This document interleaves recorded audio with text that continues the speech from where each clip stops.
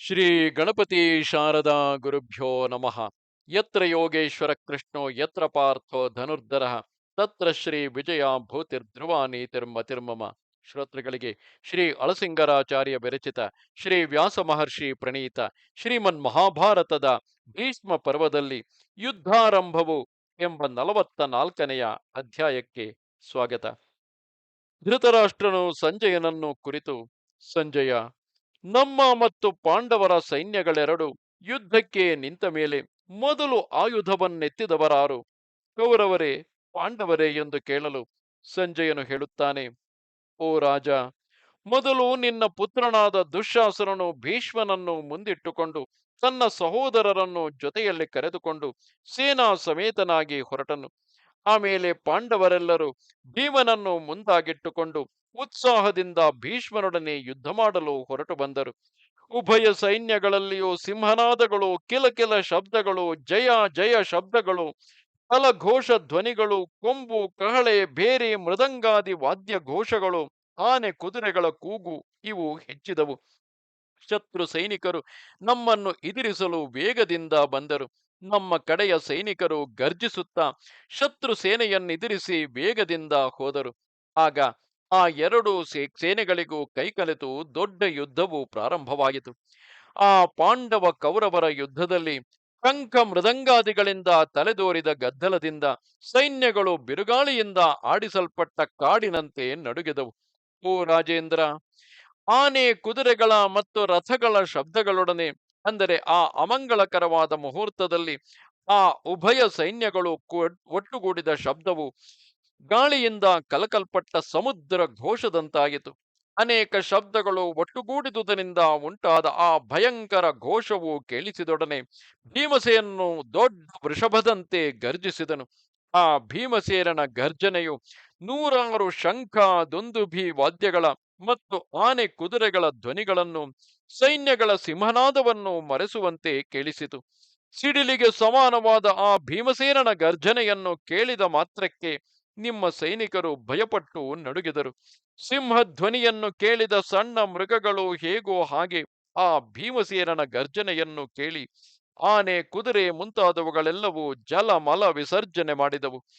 ಭೀಮಸೇನನು ತನ್ನ ಆಕೃತಿಯನ್ನು ಶತ್ರು ಭಯಂಕರವಾಗಿ ಕಾಣಿಸುತ್ತಾ ದೊಡ್ಡ ಮೇಘದಂತೆ ಗರ್ಜಿಸಿ ನಿನ್ನ ಮಕ್ಕಳನ್ನು ಎದುರಿಸಿದನು. ಇದಿರಾಗಿ ಬರುತ್ತಿರುವ ಭೀಮಸೇನನನ್ನು ಕಂಡೊಡನೆ ದುರ್ಯೋಧನನು, ಅವನ ತಮ್ಮಂದಿರಾದ ದುರ್ಮುಖ, ದುಸ್ಸಹ, ಶಲ, ದುರ್ಮರ್ಷಣ, ವಿವಿಂಶತಿ, ಚಿತ್ರಸೇನ, ವಿಕರ್ಣ, ಪುರುಮಿತ್ರ, ಜಯ, ಭೋಜ, ಸೋಮದತ್ತಿ ಇವರೆಲ್ಲರೂ ಮಿಂಚಿನಿಂದ ಕೂಡಿದ ಮೇಘಗಳಂತೆ ಬಿಲ್ಲುಗಳನ್ನೊದರುತ್ತಾ ಸೋಲೆಯನ್ನು ಸುಲಿದ ಸರ್ಪಗಳಿಗೆ ಸಮಾನವಾದ ಅಂಬುಗಳನ್ನು ಕೈಯಲ್ಲಿ ಹಿಡಿದು ಮೇಘಗಳು ಸೂರ್ಯನನ್ನು ಹೇಗೋ ಹಾಗೆ ಅಸ್ತ್ರ ಸಮೂಹಗಳಿಂದ ಭೀಮನನ್ನು ಮರೆಮಾಡಿ ಆತನ ಸುತ್ತಲೂ ಮುತ್ತಿಕೊಂಡರು. ಇದನ್ನು ನೋಡಿ ಲಾಗಿ ದ್ರೌಪದಿ ಕುಮಾರರು, ಮಹಾರಥನಾದ ಅಭಿಮನ್ಯುವು, ನಕುಲ ಸಹದೇವರು, ದೃಪದ ಕುಮಾರನಾದ ದೃಷ್ಟದ್ಯುಮ್ನನು ವಜ್ರಾಯುಧದಿಂದ ಪರ್ವತ ಶಿಖರಗಳನ್ನು ಭೇದಿಸುವಂತೆ ಅಧಿಕ ವೇಗವುಳ್ಳ ತೀಕ್ಷ್ಣ ಬಾಣಗಳಿಂದ ಕೌರವ ಸೈನ್ಯವನ್ನು ಭೇದಿಸುತ್ತಾ ಬಂದರು. ಭಯಂಕರವಾದ ನಾಣಿನ ಧ್ವನಿಗಳಿಂದಲೂ ಕೈತಟ್ಟುವ ಶಬ್ದಗಳಿಂದಲೂ ಕೂಡಿದ ಆ ಆರಂಭ ಯುದ್ಧದಲ್ಲಿ ನಮ್ಮ ಕಡೆಯವರಲ್ಲಿಯಾಗಲಿ ನಮ್ಮ ಶತ್ರು ಸೈನ್ಯದಲ್ಲಿಯಾಗಲಿ ಯಾರೂ ಕದಲಲಿಲ್ಲ, ಯಾರೂ ಬೆನ್ನು ತೋರಿಸಿ ಓಡಲಿಲ್ಲ. ಮಹಾರಾಜ, ಗುರಿಯಿಟ್ಟು ಬಾಣಪ್ರಯೋಗ ಮಾಡುತ್ತಿದ್ದ ಆ ದ್ರೋಣ ಶಿಷ್ಯರ ಹಸ್ತಲಾಘವವನ್ನು ಆಗಲೇ ನಾನು ಕಣ್ಣಾರೆ ನೋಡಿದೆನು. ಹಾಗೆ ಧ್ವನಿ ಮಾಡುತ್ತಿರುವ ಬಾಣಗಳ ಶಬ್ದವು ಎಡಬಿಡದೆ ಕೇಳುತ್ತಿತ್ತು.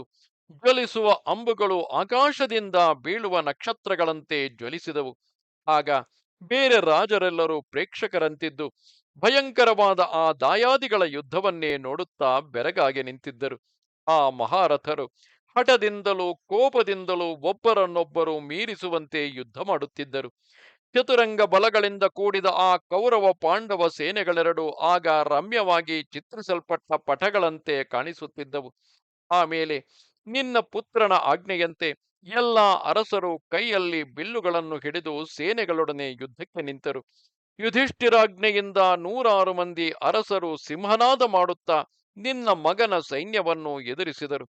ಹೀಗೆ ಎರಡೂ ಸೈನ್ಯಗಳು ತೀವ್ರವಾಗಿ ಯುದ್ಧ ಮಾಡುತ್ತಿದ್ದಾಗ ಸೇನಾ ಧೂಳಿಯಿಂದ ಸೂರ್ಯ ಬಿಂಬವೇ ಮರೆಸಿ ಹೋಯಿತು.